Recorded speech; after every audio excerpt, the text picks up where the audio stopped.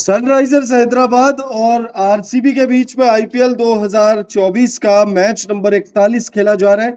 ये मुकाबला Rajiv Gandhi international cricket stadium में खेला जा रहा है और इस मैच में भाई आरसीबी की तारीफ होनी चाहिए। आरसीबी ने एक चीज करने से तो रोक लिया है सनराइजर्स हैदराबाद को। सबको ये डर था कि भाई आरसीबी की गेंदबाजी के खिलाफ सनराइजर्स हैदराबाद जो है 300 रनों का आंकड़ा पार करेगी, लेकिन भाई 300 रनों के आंकड़े से बहुत दूर रखा है सनराइजर्स हैदराबाद को आरसीबी वालों ने। और वो कैसे रखा है? टॉस जीतकर पहले बल्लेबाजी कर लिया। टॉस जीतकर पहले बल्लेबाजी कर लिया सनराइजर्स हैदराबाद। देखिए भाई, सनराइजर्स हैदराबाद को अगर रोकना है आपको तो फिर आप इसी तरीके से रोक सकते हो। और अब इस मुकाबले को आरसीबी जीत भी सकती है भाई। इस मुकाबले को आरसीबी जीत भी सकती है, क्योंकि समझना होगा आपको, जो टीम पहले बैटिंग करते हुए 266, 277, 288 रन 87 रन बना रही है, क्या वो चेस करते हुए 207 रन बना पाएगी? ये बहुत बड़ा सवाल है। और आज बैटिंग टेस्ट होगा भाई। आज ट्रेविस हेड किस अप्रोच के साथ बल्लेबाजी करते हैं ये देखेंगे हम। ये देखेंगे कि भाई अभिषेक शर्मा किस तरीके की शुरुआत देते हैं, हेनरिक क्लासन क्या बल्लेबाजी करते हैं, अब्दुल समद क्या प्रेशर लेकर रन बना सकते हैं। क्योंकि भाई जब फ्री हैंड खेलना है तो 10 गेंदों में 33 बना लिए, लेकिन जब 206 207 रन चेस करने हैं तब क्या वो काम कर सकते हैं, ये देखना दिलचस्प होगा। बहरहाल इस मैच की बात करें तो इस मुकाबले में टॉस जो है आरसीबी के कप्तान फाफ डुप्लेसिस ने जीता, पहले बल्लेबाजी करने का फैसला किया और भाई रोक लिया सनराइजर्स हैदराबाद वालों को। खैर, अगर हम आरसीबी के बल्लेबाजों की बात करें तो भाई आरसीबी के लिए रजत पाटीदार ने 20 गेंदों में 50 रनों की पारी खेली। उसके बाद 250 का स्ट्राइक रेट है, 5 छक्के उन्होंने लगाए और एक ओवर में किसका ओवर था? वो मयंक मार्कंडे का ओवर था, जिसमें कुल 27 रन पीटे। मयंक मार्कंडे को कूटा भाई, अच्छे से कूटा, मतलब लपेटा है पूरा। रजत पाटीदार ने 3 बैक टू बैक छक्के लगाए थे उस ओवर में, 27 रन कुल आए उस ओवर में। और अगर हम विराट कोहली की बात करें तो भाई विराट कोहली क्या कर रहे हो भैया? 43 गेंदों में 51 रनों की पारी खेल रहे हो आप, 118 रन। आप सोचिए आज आरसीबी वाले करीब करीब 250 रन मार सकते थे, लेकिन उसके लिए विराट कोहली को ये 51 रन या 43 गेंद जो उन्होंने खेले हैं उसमें कम से कम 80 रनों की पारी खेलनी चाहिए थी, 90 रनों की पारी खेलनी चाहिए थी, सैकड़ा पूरा कर लेना चाहिए था। लेकिन विराट कोहली की पारी तो 51 रनों की रही, लेकिन 118 का स्ट्राइक रेट, ये स्ट्राइक रेट जो है ये चुभ रहा है भाई, ये भारतीय फैंस को चुभ रहा है। और जयदेव जयदेव भाई, जयदेव उनादकट की गेंदबाजी, 4 ओवर में 30 रन खर्च किए हैं, 3 सफलताएं दिलाई है। टी नटराजन की बात करें तो भाई 4 ओवर में 39 रन और 2 विकेट टी नटराजन को भी मिले भाई। जबरदस्त गेंदबाजी हुई है सनराइजर्स हैदराबाद के गेंदबाजों की तरफ से। सनराइजर्स हैदराबाद जो है, अब जबरदस्त इसलिए कह रहा हूं मैं क्योंकि एक वक्त ऐसा लग रहा था कि भाई जब रजत पाटीदार और विराट कोहली बल्लेबाजी कर रहे थे तब ऐसा लग रहा था कि भाई ये स्कोर जो है 250, 220, 230 तक पहुंच जाएगा। लेकिन अंत में आते आते भाई थोड़ा सा आप कह सकते हो कि कमर का रोकने का काम किया है। मतलब बेसिकली आरसीबी की बात करें तो आरसीबी ने पहले बल्लेबाजी करते हुए 206 रन बनाए 7 विकेट के नुकसान पर। आरसीबी के लिए विराट कोहली ने 51 रनों की पारी खेली, सबसे बड़ी पारी उनकी ही रही।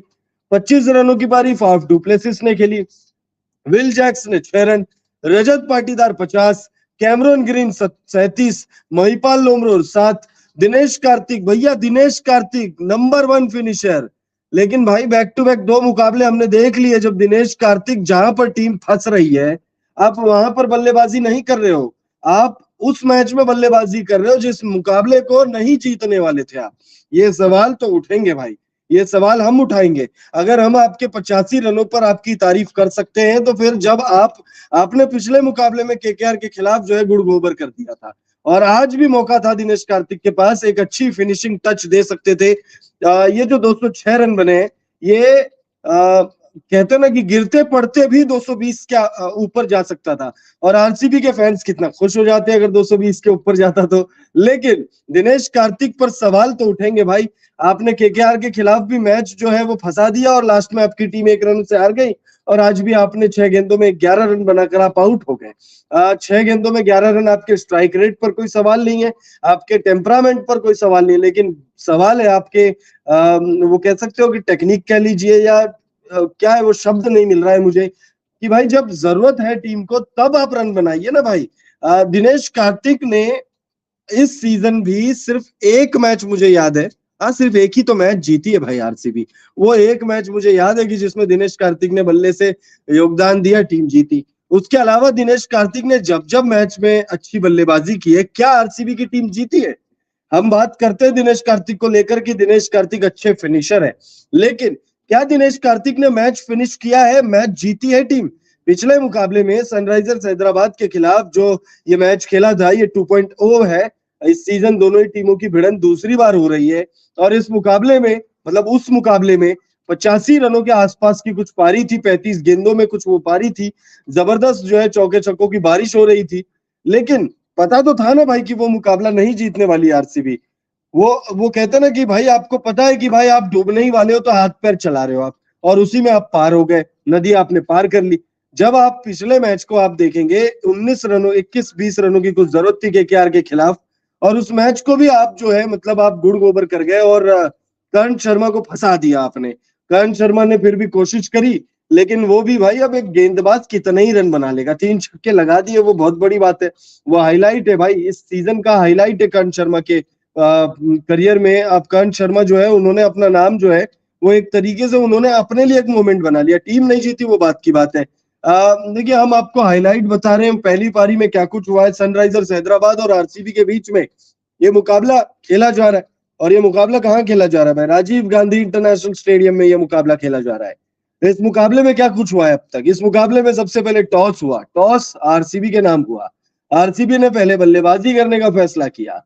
आरसीबी के लिए कप्तान पूर्व कप्तान विराट कोहली, भाई देखिए अब वो कप्तान है, पूर्व कप्तान है, उससे क्या फर्क पड़ता है भाई?